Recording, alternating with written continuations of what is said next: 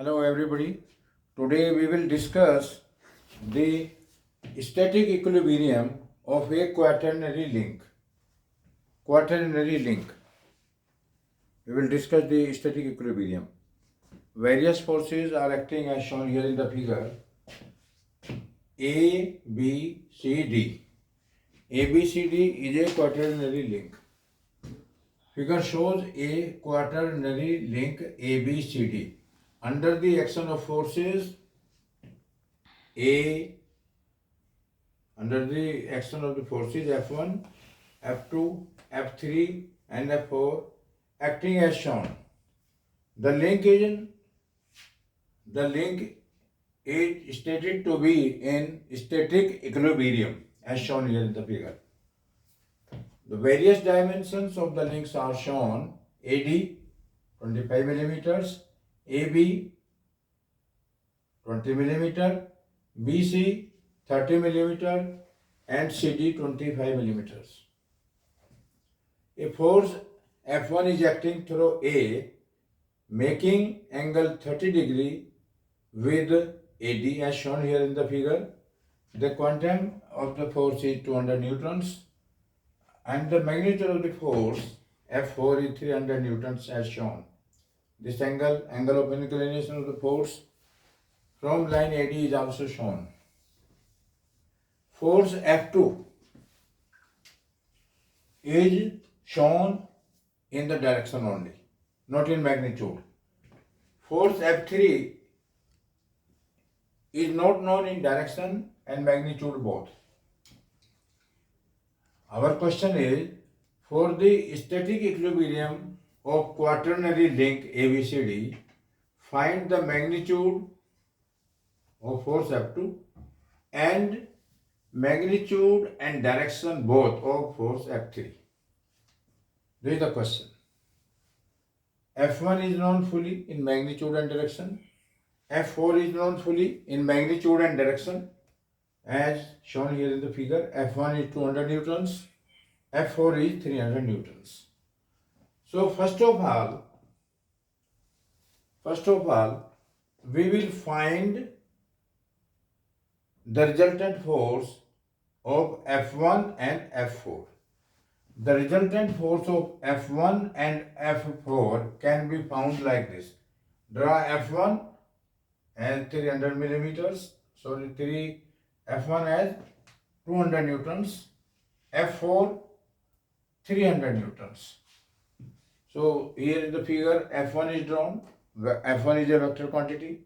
It is drawn in direction and magnitude. Direction means it is parallel to F1. So a line indicating F1 can be drawn parallel to the line of action of this force. This is F1, 200 newtons. Then F4, this is F4. F4 is equal to 400 Newton, 300 newtons. It is 300 and F1 is equal to 200 newtons. So with some suitable scale, draw vectors F1, draw vector F1. This is F1 vector. It can be drawn to some suitable scale. Then from this end of this force, draw a force F4 which is equal to 300 newtons and their resultant is F. F1, F4, their resultant is F. This force F is known in magnitude and direction both. It can be measured. The line of action of the force F, resultant force, will be parallel to this vector F. Now come to figure number 2, this figure. A dotted line is extended from the line of action of force F1. The line of action of force F1 will be this. The line of action of force F4 will be this. Both the lines intersect at this point. The line of action of forces F1 and F4 intersect at point O. Line of action of force F1 and F4 the line of action of F1 and line of action of force F1 intersect at point O. This is point O.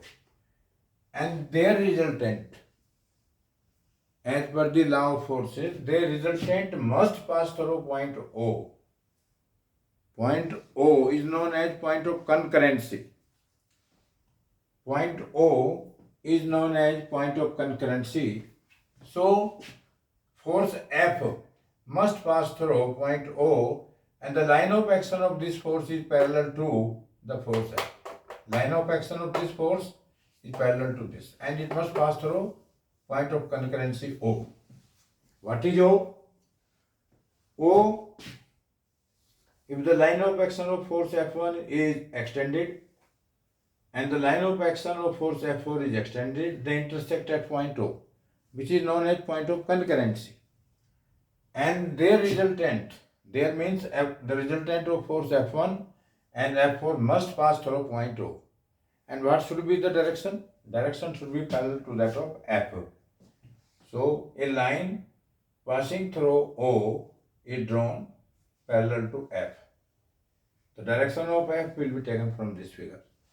So a line passing through O is drawn like this. Now, the line of action of force F2, this is the line of action of force F2, is extended to intersect the line of action of force F at point O dash. O dash is also known as point of concurrency.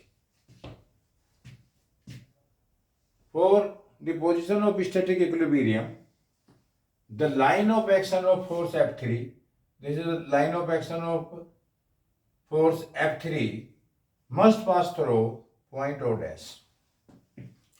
So from this point, and this point is known as A, B, C. This point is C.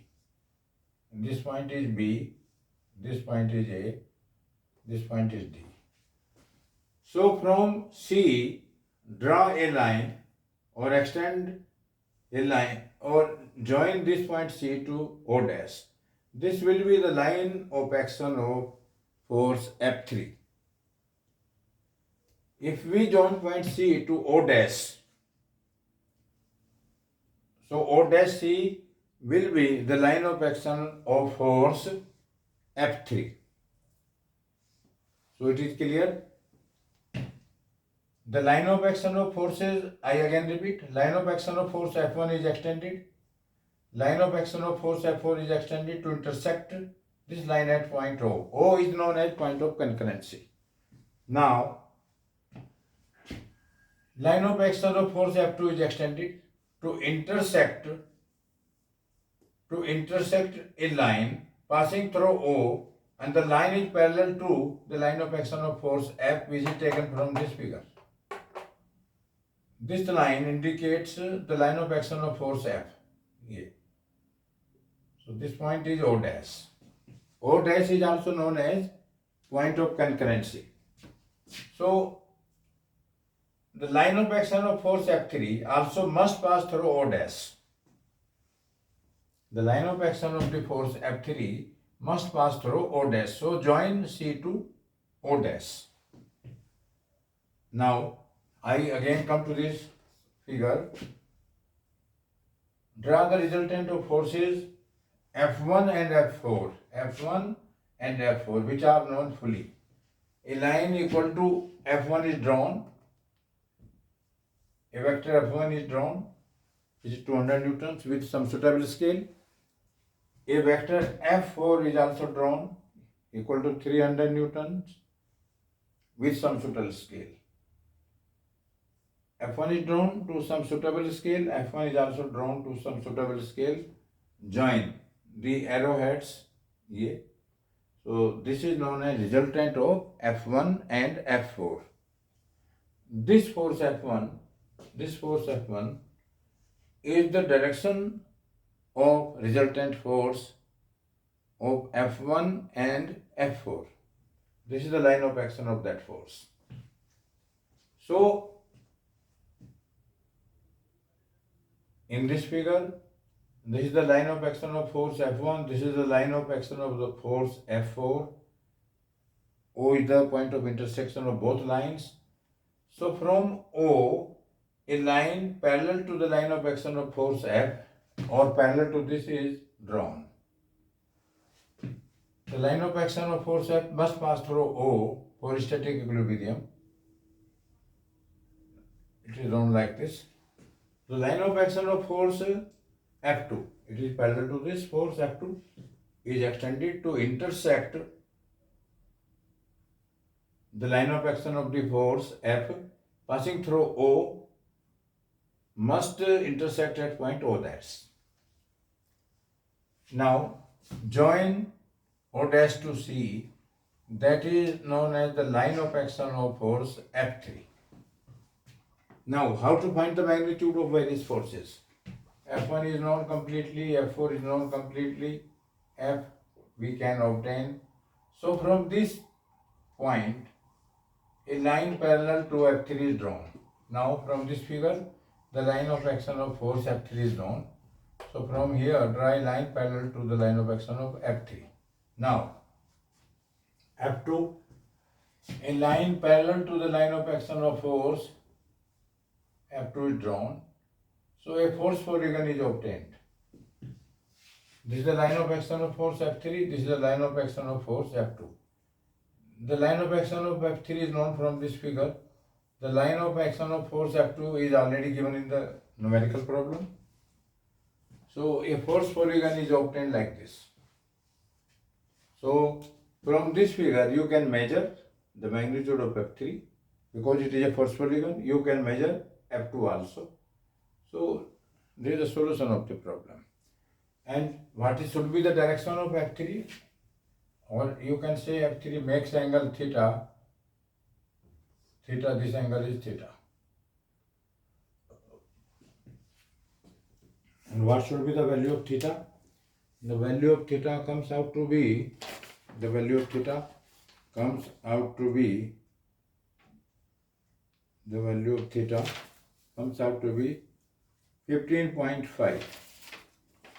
The value of theta comes out to be 15.5.